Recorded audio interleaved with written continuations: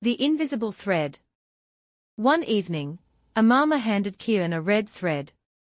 It was an ordinary thread, the kind used for sewing, but Ammamma presented it with such reverence that Kiran knew it was special. "Konna," she said, using her affectionate name for him, "this isn't just any thread. This is an invisible thread.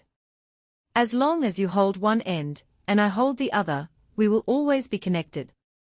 Even if we are far apart, you can pull on the thread, and I'll feel it, no matter where I am." Kiran's eyes widened, and he held the thread carefully, as if it were the most delicate treasure in the world. From that day on, he kept the thread tucked into his pocket, and whenever Ammamma was away or he felt lonely, he would take it out and gently pull on it.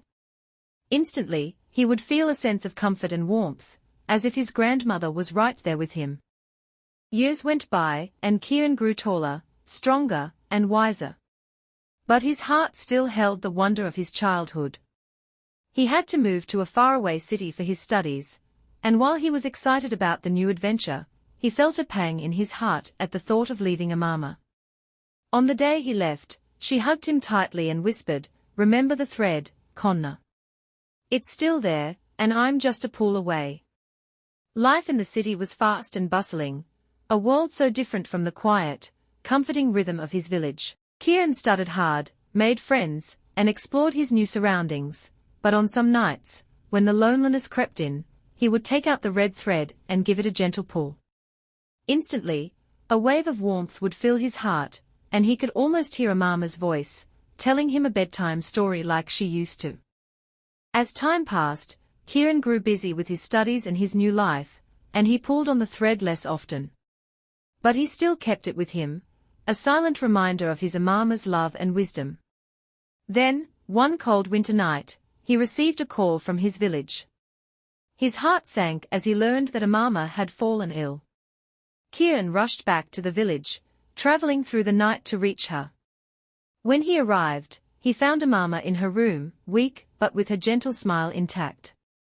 She looked at him with love in her eyes, and he knelt beside her, holding her hand. "Konna," she said softly, "you've come back." With tears in his eyes, Kiran reached into his pocket and showed her the red thread, now slightly worn from years of being held. "I never let it go, Ammamma," he whispered. She smiled, her fingers brushing the thread, and in that moment, Kiran understood something he hadn't before. The thread wasn't just a physical connection, it was a symbol of the love they shared, a bond that time and distance could never break. Ammamma passed away that winter night, her hand resting in Kiran's. He felt a deep ache in his heart, but he also felt a profound sense of peace, knowing that the love they shared would always be a part of him. Years went by, and Kiran grew older, carrying Ammamma's stories and wisdom within him. He kept the red thread tucked safely in a small box, knowing that it was no longer just a symbol of connection with Ammamma.